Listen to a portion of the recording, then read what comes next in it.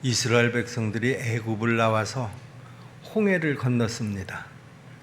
그리고 한두 가지의 사건 사고를 겪으면서 시내산까지 다다랐습니다. 오늘 우리가 읽은 본문은 이 시내산 밑에서 일어난 사건입니다. 하나님께서는 모세에게, 아니 이스라엘 백성들에게 그 십계명 돌판을 주시기 위해서 시내산으로 불러 올리셨습니다. 모세는 하나님의 부름을 받아서 40일 동안을 시내산 속에서 하나님과 깊은 교제를 하면서 지내게 됩니다. 모세가 이렇게 시내산에서 하나님하고 깊은 교제를 나누고 있었을 때요, 이스라엘 백성들은 당연히 지금까지 자기들이 받았던 그 하나님의 능력과 은혜를 감사하면서 앞으로 또 받게 될 십계명에 대한 산 아래서의 조용한 준비하는 시간을 가졌어야 했습니다. 그런데 문제는 그들이 그렇게 하지 못했다라고 하는 것이죠. 모세가 없는 동안에 그들의 마음속에는 불안과 불신앙이 조금씩 싹트기 시작을 했습니다.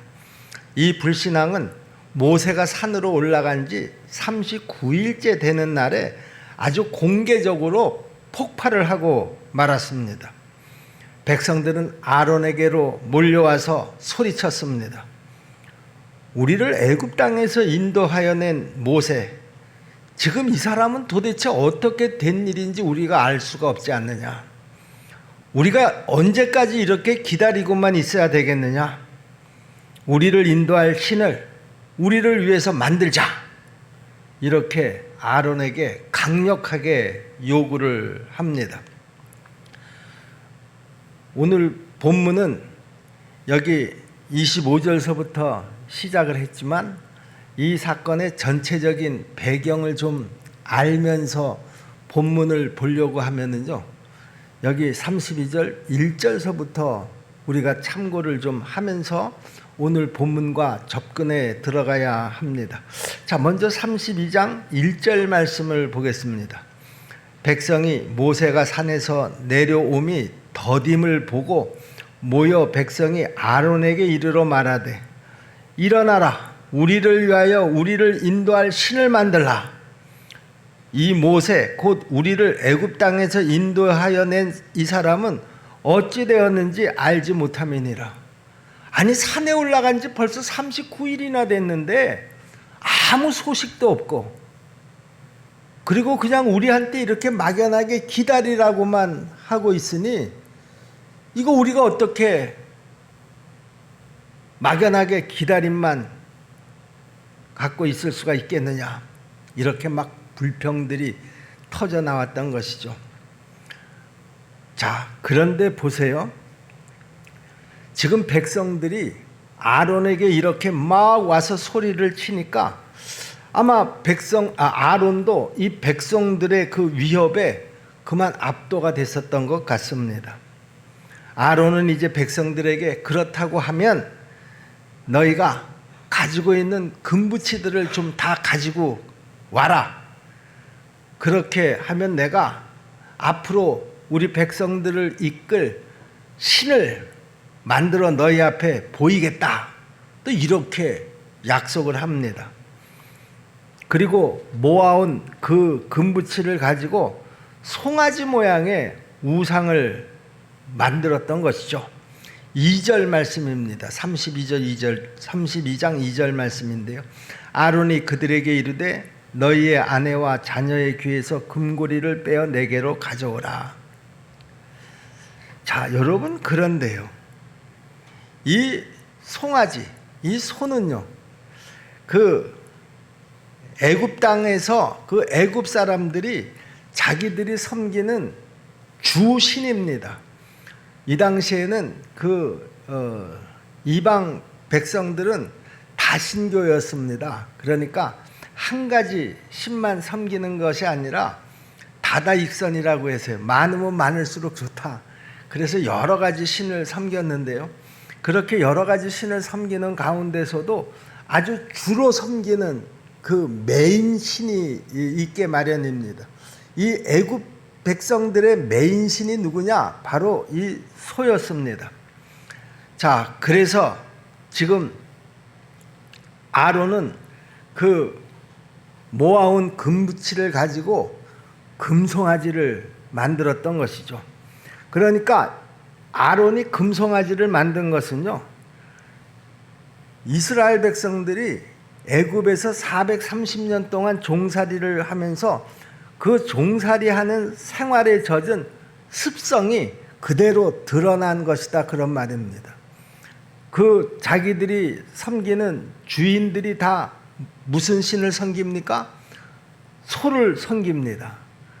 그런 것을 항상 보아왔던 이 이스라엘 백성들은 이제 여기 광야에 나와서 야, 우리도 애굽에서 우리 주인들이 섬기던 그 신을 만들어서 섬기자, 이렇게 의견이 모아져 가지고 아론을 중심으로 해서 모아온 금붙이를 가지고 금송아지를 만들었던 것입니다. 그리고 이 금송아지를 향해서 야, 지금 이 금송아지가 우리를 애굽 땅에서 인도해낸 신이다, 이렇게 공표를 하고요. 그 앞에서 제사를 드리고 먹고 마시고 춤을 추고 난리가 났습니다. 4절 말씀인데요. 아론이 그들의 손에서 금고리를 받아서 부어서 조각칼로 새겨 송아지 형상을 만드니 그들이 말하되 이스라엘아, 이는 너희를 애굽 땅에서 인도하여 낸 너희의 신이로다 하는지라 그랬습니다. 아론이 앞에서 총지휘를 하는 가운데에서 백성들은 뭐 엎드리고 일어나고 뛰고 춤추고 뒹굴고 이런 행동들을 하면서 금송아지를 지금 경배한 것입니다. 그들이 애굽에서 그 애굽 사람들이 하던 짓들을 유심히 보아오지 않았겠습니까? 그 흉내를 그대로 다 내고 있는 것입니다. 6절 말씀입니다. 이튿날에 그들이 일찍 일어나 번제를 드리며 화목제를 드리고 백성 앞에서 먹고 마시며 일어나서 뛰놀더라. 우상 숭배자들이 자기들 신 앞에서 그렇게 뛰고 난리를 피우는 이런 모습을 지금 이스라엘 백성들도 그대로 연출을 하고 있는 것이죠. 자, 이제 마침내 40일 만에 모세가 양손에 십계명 두 돌판을 받아 들고 내려오다가 이 모습을 보게 된 것이죠. 모세는 속에서부터 끓어오르는 분노를 참을 수가 없었습니다. 그래서 십계명 두 돌판을 산 아래로 확 집어 던져서 깨트려 버렸습니다. 19절 말씀인데요. 진에 가까이 이르러 그 송아지와 그 춤추는 것들을 보고 크게 노하며 손에서 그 판들을 산 아래로 던져 깨트리니라. 자, 그리고 난 다음에 모세는 그 금송아지를 가져와라. 그래가지고 그 금송아지를 다 가루로 만들어서 물에 섞어가지고 그 이스라엘 백성들에게 나눠 마셔라, 이렇게 명령을 했습니다. 그게 20절 말씀입니다.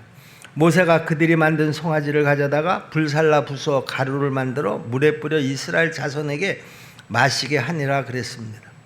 그런 다음에 이제 모세가 이스라엘의 그 진의 제일 높은 문 그곳에 우뚝 섰습니다. 그리고는 백성들을 향해서 아주 엄숙하게 그리고 아주 단호하게 이렇게 소리쳤습니다. 26절 말씀입니다.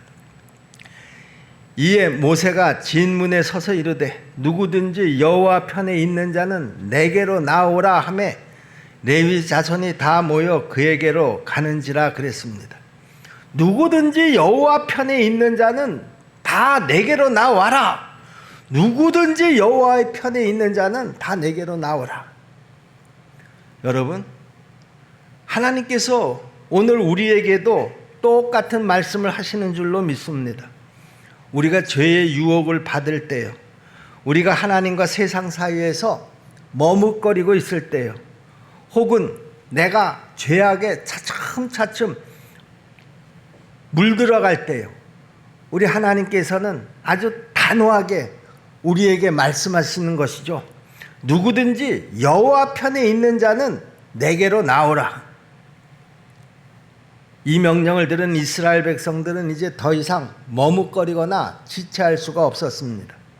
내가 이제 하나님 편에 설 것인지 아니면 금송아지 편에 설 것인지를 결정을 내려야 하는 그런 상황이 되었던 것이죠. 하나님 편이냐 금송아지 편이냐 양자택일을 해야 했다, 그런 말입니다. 우리가 생각해 보면은요, 결단이라고 하는 것, 이것은 내 인생의 모든 문제에 아주 결정적인 영향력을 끼치는 것입니다. 그런데 우리의 결단을 가만히 살펴보면은요, 내가 하는 모든 결단들은 보면 이 피라미드 형태를 이루고 있다라고 하는 것입니다. 내가 내려야 될 결단은 피라미드처럼 아래는 굉장히 많습니다. 그리고 위로 올라갈수록 좁아지는 그런 형태를 이루고 있는 것을 우리가 볼 수가 있는데, 여러분 한번 생각해 보시기를 바랍니다. 맨 아래 내가 결단해야 될 것이 많은 것, 그것은 뭡니까? 그냥 일상적인 결단이 있습니다. 야, 오늘 아침에 반찬은 뭐를 해서 먹을까? 또 점심에는 또 뭘 해서 먹지?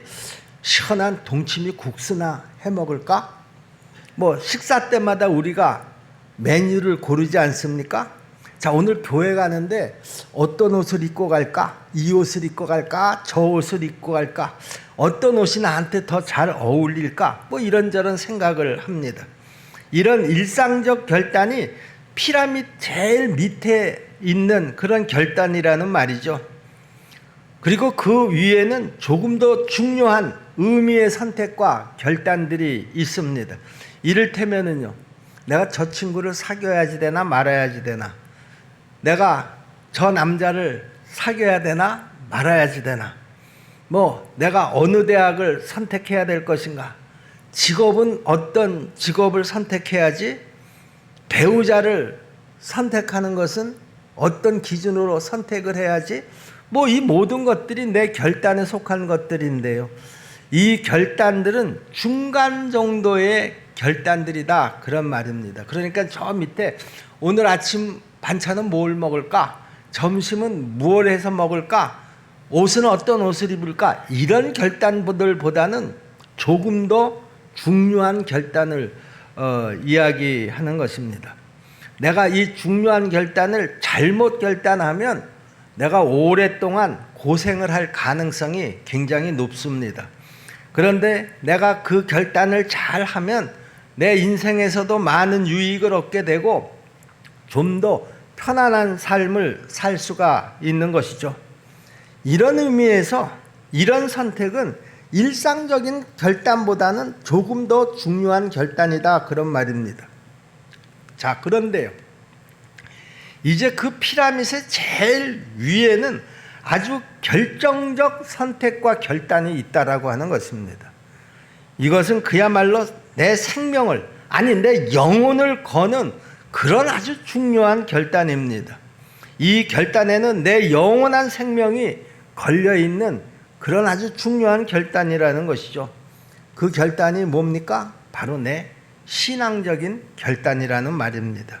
이 결단은 내 인생의 모든 것을 다 결정합니다. 전에 가전제품 선전을 할 때 금성이라는 회사가 있었죠.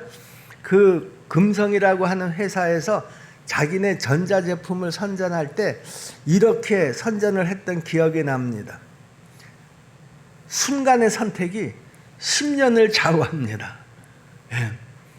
내가 그 금성 제품을 선택하는 그 선택의 시간은 순간인데 그 순간 10년을 좌우한다라고 하는 것이죠. 그때는 10년만 그 전자제품이 고장 없이 잘 돌아가면 그건 뭐 아주 좋은 전자제품이라고 인정을 했지만은 요즘은 기본이 10년입니다. 보통 그 전자제품 회사에서 삼성이든 LG든 그 품질 보증 기간이 보통 10년이더라고요, 보니까. 그러니까 10년 이상 훨씬 더 오래 쓸 수 있다, 그런 말 아니겠습니까? 자, 그런데요, 10년이 문제가 아니라는 거예요. 나의 이 신앙적인 결단은 10년이 문제가 아니라 영혼을 결정하는 문제라는 것입니다. 그러므로 이 신앙적인 결단은 내 인생에서 가장 중요한 결단이다, 그런 말입니다. 여러분, 이것은요, 양자택일의 문제입니다.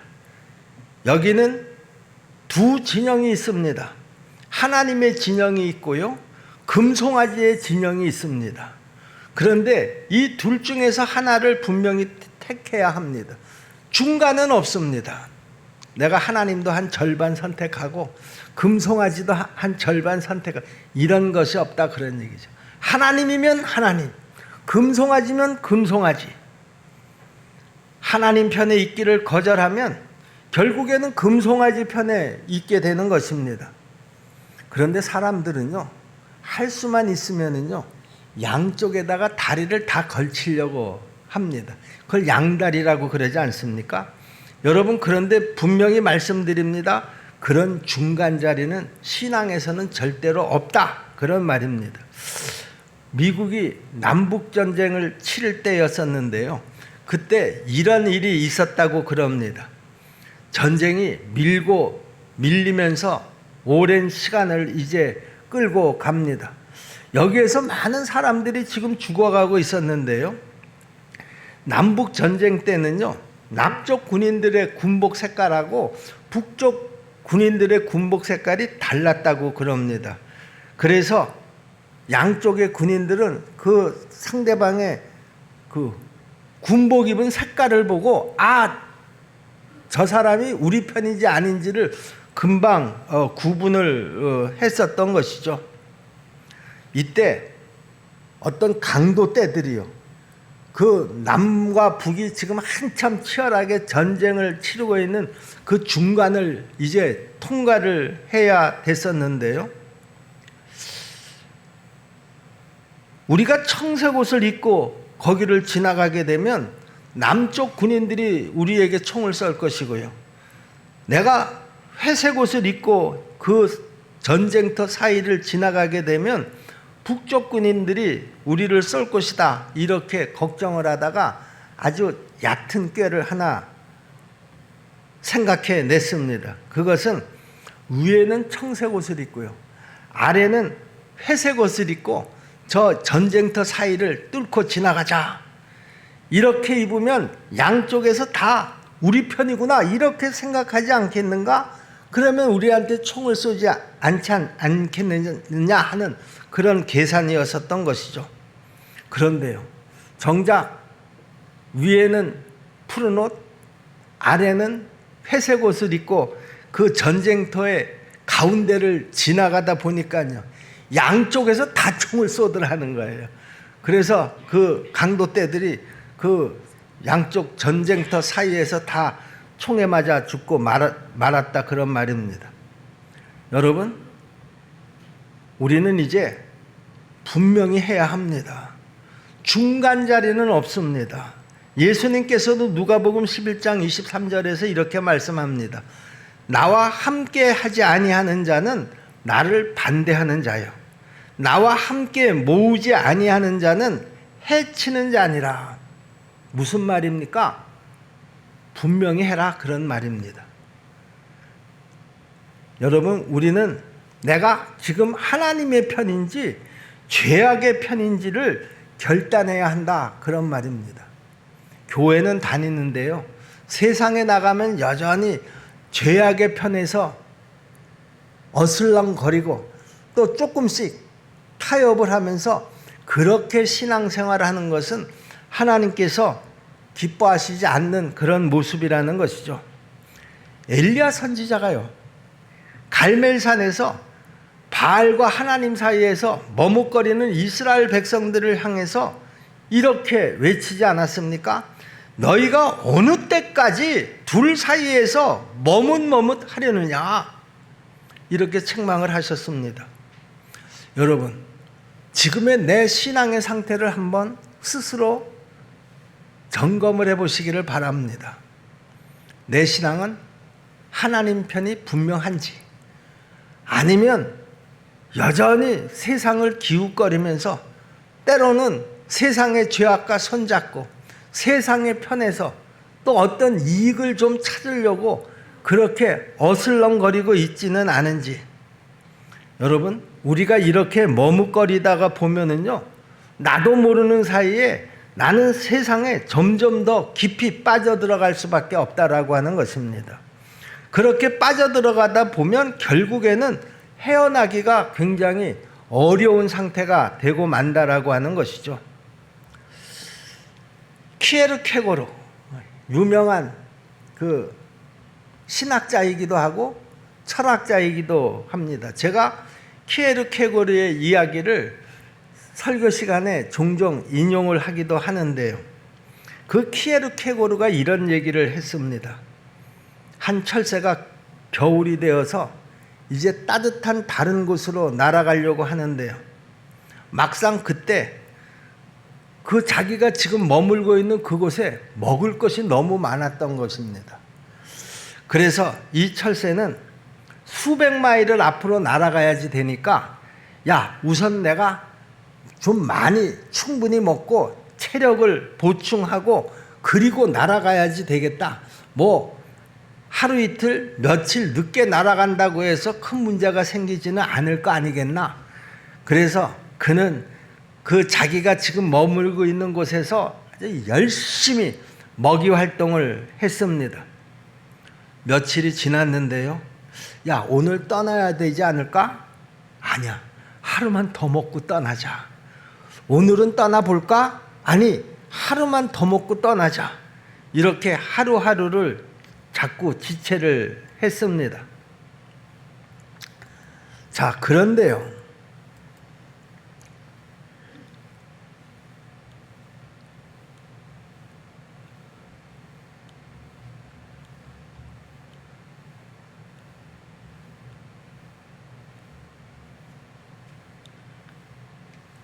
정작 이제는 떠나야지 이러고 날갯짓을 하면서 떠나려고 했더니요, 그동안 몸무게가 너무 불어가지고요, 날 수가 없었던 것입니다.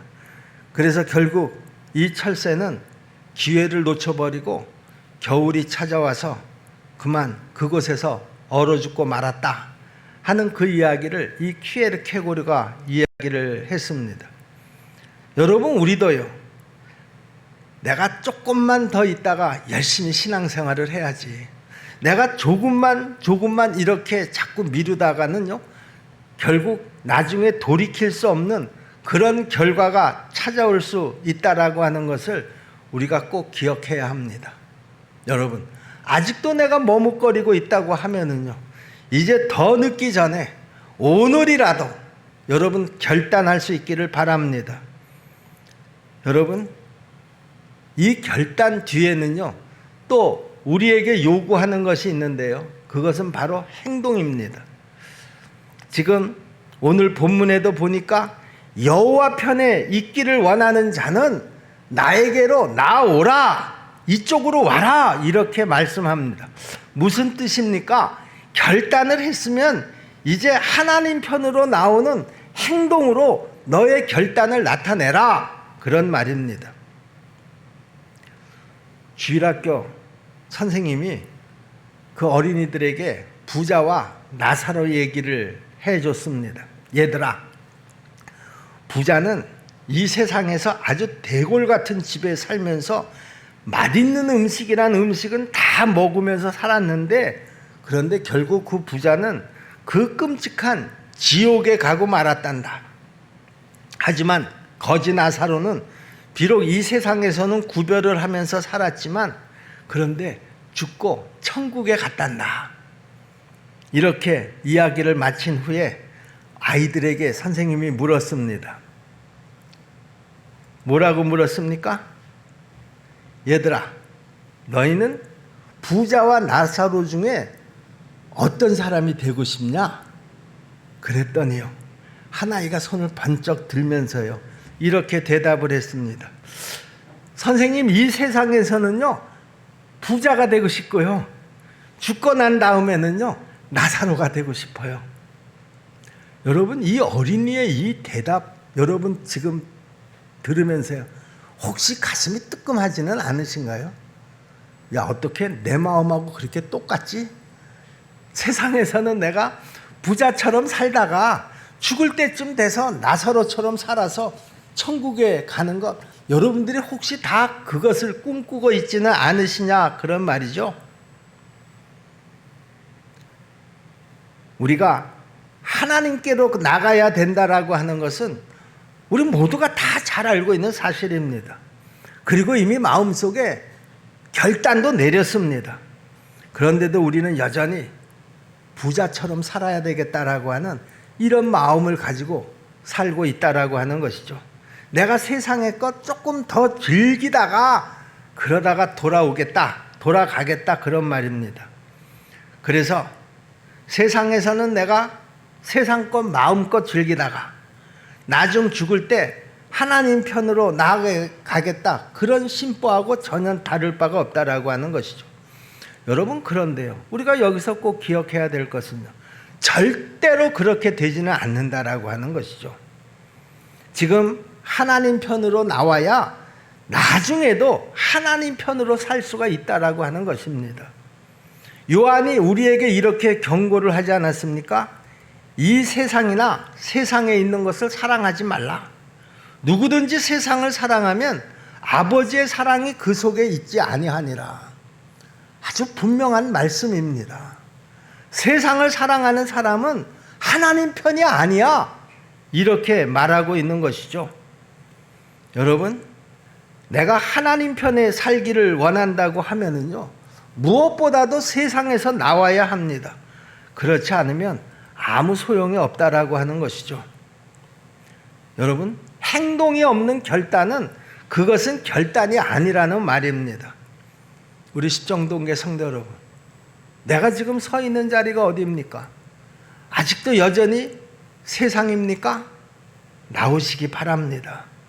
끊을 것은 끊고요, 정리할 것은 정리하시고요, 결단하시고요, 하나님께로 나오시기를, 아니 하나님 편에 확실하게 서시기를 주님의 이름으로 부탁을 드립니다.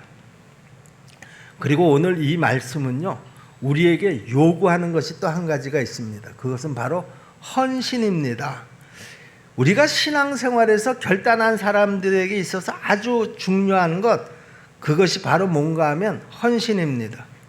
많은 사람들이 하나님의 편이 되는 것은 아우 골치 아파, 또 내가 살던 괴로운 세상에서 나왔으니까 이제서부터는 내가 좀 더 편안히 천국에 가지 않겠는가, 그런 기대를 가지고요, 내가 주일날 빠지지 않고 주일 예배에 한번 참석하는 것으로서 내가 하나님 편에 서는 일 다 할 거 했다, 이렇게 생각하시는 분이 많이 있습니다.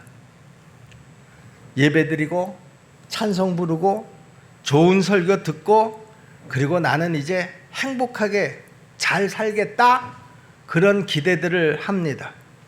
여러분, 그런데 오늘 본문을 잘 살펴보시면은요, 모세에게로 나온 레위인들을 주목할 필요가 있습니다.